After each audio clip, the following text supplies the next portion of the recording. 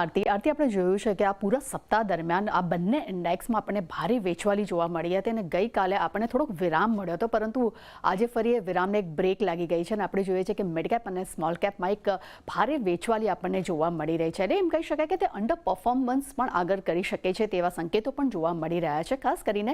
Mid cap small કેપનો જે flow છે તે ઘટવાના અનુમાન બની રહ્યા છે કે આગળ જતાં તેનો જે ફ્લો છે તે ઘટી શકે છે અને એક મહિનામાં મિડ કેપ ઇન્ડેક્સ લગભગ આપણને 7% નીચે આપણને કારોબાર કરતો જોવા મળ્યો છે. ત્યાં સ્મોલ કેપ ઇન્ડેક્સની પણ વાત કરશું ત્યાં પણ આપણને એક મહિનામાં 8% નીચે આપણને કારોબાર કરતો જોવા મળ્યો છે. અગર હું નિફ્ટીની સરખામણી અગર મિડ કેપ ઇન્ડેક્સ સાથે કરશું ત્યાં પણ આપણે લગભગ આપણને 7% તે આપણને નીચે જોવા મળી રહી છે. હવે નજર કરીએ કે મિડ કેપ સ્મોલ કેપ ઘટી શકે છે, જેમાં ખાસ કરીને એના ઇન્ફ્લો પર કેવી અસર પડી શકે છે. તો ઓવરઓલ એક વર્ષમાં લગભગ 58% આપણને ઇન્ફ્લો મિડ કેપ અને સ્મોલ કેપમાં આવતો જોવા મળ્યો છે અને ખાસ કરીને આપણે જોઈએ છીએ કે 33% માર્કેટ કેપિટલાઇઝેશનની સરખામણીએ તે 58% આપણે ઇન્ફ્લો જોયો છે અને વધુ ઇન્ફ્લોથી કરીને કારણે મિડ કેપ અને સ્મોલ કેપ છે તે આઉટ પરફોર્મ આપણને જોવા મળ્યું છે. પરંતુ હવે સંકેતો બની રહ્યા છે કે જે ઘટાડો આવશે તેનું ઇમ્પેક્ટ જે છે તે ઇન્ફ્લો પર પણ જોવા મળી શકે છે. પરંતુ હવે મ્યુચ્યુઅલ ફંડનું પણ એક એક્શન જે છે તે આપણને મિડ કેપ સ્મોલ કેપમાં જોવા મળ્યું છે. ખાસ કરીને મિડ કેપ સ્મોલ કેપ ફંડ્સમાં લમસમ રોકાણ પર પ્રતિબંધ લાગતા જોવા મળ્યા છે, જેમાં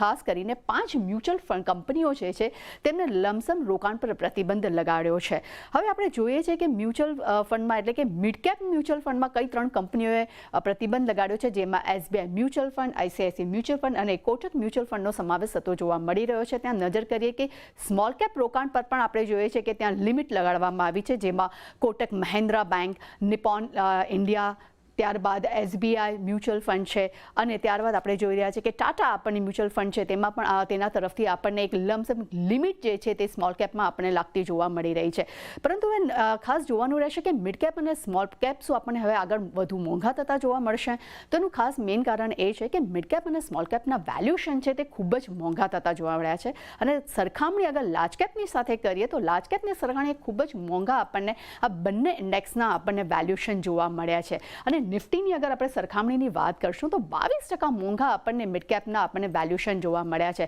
અને આ કારણસર આગામી 12 થી 15 મહિના સુધી આપણને મિડ કેપ શેર્સ જે છે તેમાં પણ દબાણ જે છે તે જોવા મળી શકે છે. એટલે ઓવરઓલ જોવા જઈએ તો હવે આવનારા સમયમાં આ બંને ઇન્ડેક્સમાં વેચવાલી હાવી બની શકે છે તેવા સંકેતો જોવા મળી રહ્યા છે.